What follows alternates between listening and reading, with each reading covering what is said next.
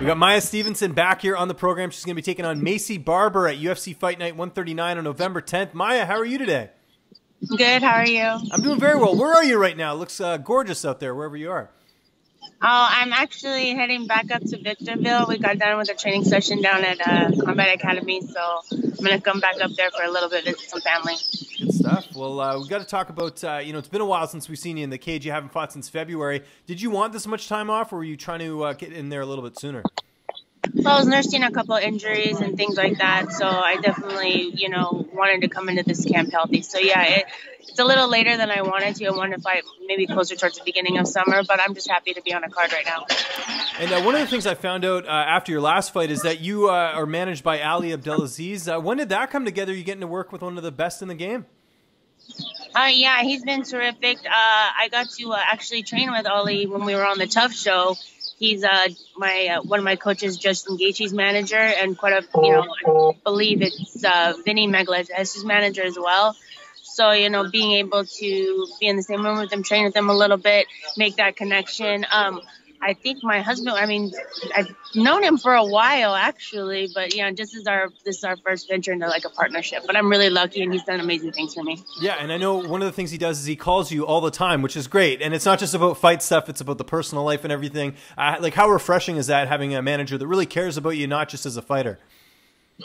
Well, he cares about me, and not only just me, but my family as well. He has a big, beautiful family, but, the fact that he takes his time out to, ask me about how my boys are doing and things like that, and how family life is going is really refreshing, and it builds a really strong connection between us. Are you surprised with how much he's able to get a hold of you, with how many fighters he manages? Because he manages a ton, not just in the UFC, but PFL as well. Well, yeah, he's everywhere. He's all over the place, and for him to take that time out to stay in communication with me means a lot. So yeah, he works his butt off, and he's an amazing manager. Let's talk about your last fight. I know things didn't go your way in that one against Polyana Viana at UFC Fight Night 125. What do you take away the most from that fight that you can bring into this matchup? I don't ever want to fight in Brazil again. Okay, fair enough. Yeah. No, Polyana, she was a really nice girl, really strong competitor.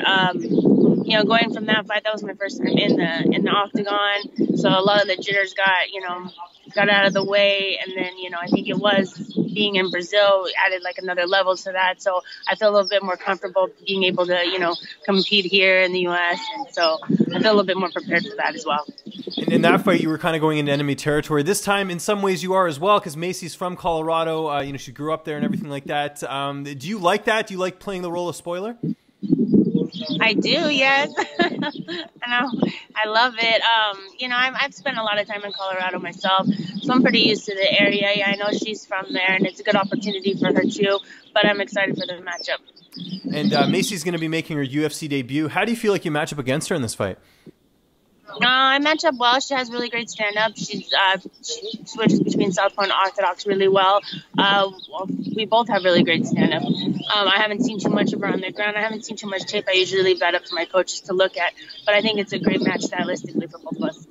Do you feel like in some ways, and I hate to say this, do you feel like you're kind of being brought in to lose? Maycee's been really hyped up. She's 20 years old. She just won on Contender Series. How did you approach this matchup when you were offered it? I went over with, obviously with my management and my coaching staff, and we kind of went over the pros and cons of taking a fight, especially at the elevation and things like that. Sometimes I am brought in for the tough fights, but it's just a challenge for me, and that's what we're here. If I can't find a way to pull through these fights, then maybe I belong here. So I'm not worried about it. And let's talk about training camp. How have you structured things for this matchup? You mentioned you're getting some work in today. Where are you training right now, and who are some of your main training partners? I trained down in Mission Gorge at San Diego Combat Academy and the 10th Planet Freaks with Richie Martinez, Gio Martinez, who's like some of the best jiu-jitsu guys in the program right now. I have great training partners. I have Alima Leg. She's getting ready for her Bellator fight when they go over to Hawaii. I have Liz Carmouche. I have Pearl Gonzalez, girls that are just, it's a tough day in the gym every day. So I love it. I'm really lucky. Yeah, you can't go wrong with those training partners, that's for sure. Yeah. How about the weight cut? Has that process started already? I mean, we're a couple weeks out from the fight, but do you already start to diet and get down?